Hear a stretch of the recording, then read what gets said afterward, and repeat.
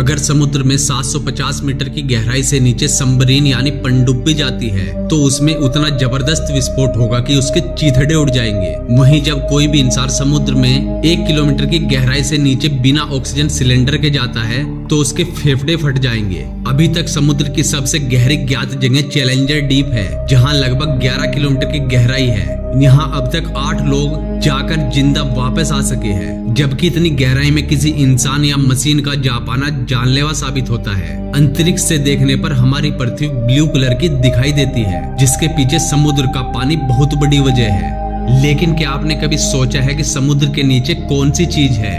यहाँ हम समुद्र के अंदर नहीं बल्कि समुद्र के नीचे क्या है इसकी बात कर रहे हैं। दोस्तों, वैज्ञानिक समय समय पर समुद्र के नीचे क्या है इसकी खोज करते रहते हैं, जिसके तहत इंसान समुद्र की गहराइयों तक पहुँचने में कामयाब हो पाया है। प्रशांत महासागर के मारियाना ट्रेंच में मौजूद चैलेंजर डीप को पृथ्वी की सबसे गहरी ज्ञात जगह के रूप में जाना जाता है। इस जगह की गहराई लगभग 11 किलोमीटर है। इस जगह पर सूर्य की रोशनी नहीं पहुंच पाती है और हर तरफ घना अंधेरा रहता है। और यहाँ चैलेंजर डीप में पानी का प्रेशर इतना अधिक होता है कि वहाँ तक पहुँच पाना किसी भी इंसान के लिए जानलेवा साबित होता है। हालांकि अब तक यहाँ सिर्फ 8 लोग इसकी गहराई तक पहुँचकर जिंदा वापस आ पाए हैं। लेकिन समुद्र की गहराई और उसके अंदर मौजूद चीजों का अंदाजा सिर्फ चैलेंजर डीप से नहीं लगाया जा सकता, क्योंकि समुद्र में सैकड़ों राज दफन है। दरअसल वैज्ञानिकों ने अपने हजारों प्रयासों से ये पता लगाया है कि समुद्र के नीचे कुछ और नहीं बल्कि यहाँ नदियाँ बहती है। सुनने में थोड़ा अजीब और अविश्वसनीय लगता है कि समुद्र के नीचे नदियाँ बहती है,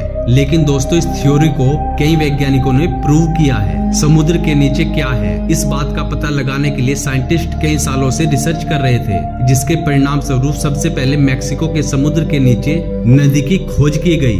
वैज्ञानिकों ने इस नदी का नाम सेनोटे एंजेलिटा रखा, जो कहीं कहीं पर 120 फीट समुद्र के नीचे बहती है और इस नदी का पानी खारा होता है। इसी तरह ब्लैक सी के नीचे भी दुनिया की 6ठी सबसे बड़ी नदी मिली थी, जो 100 फीट नीचे 6 किलोमीटर प्रति घंटे की स्पीड से समुद्र में बहती है। वैज्ञानिकों का मानना है कि सालों साल से इकट्ठा इस जल को समुद्री लहरों और सूर्य के प्रकाश की वजह से गति मिलती है, जिसकी वजह से ये पानी नदियों में बदल जाता है। रिसर्च से पता चला है कि समुद्र के नीचे नदी का निर्माण होने के लिए समुद्री पानी की डेंसिटी, पृथ्वी का घूमना और सूर्य का प्रकाश जिम्मेदार होता है। समुद्र के नीचे नदियों के निर्माण होने के लिए पृथ्वी के घूमने को सबसे ज्यादा जिम्मेदार माना जाता है। तो अब तो आप समझ ही गए होंगे कि समुद्र के नीचे क्या है। दोस्तों, यकीनन पृथ्वी के निर्माण से लेकर उसकी संरचना और वास्तविक भौगोलिक स्थिति सब कुछ बहुत ही रहस्यमयी है, जिन्हें सुलझाने का प्रयास इंसान हजारों सालों से कर रहा है।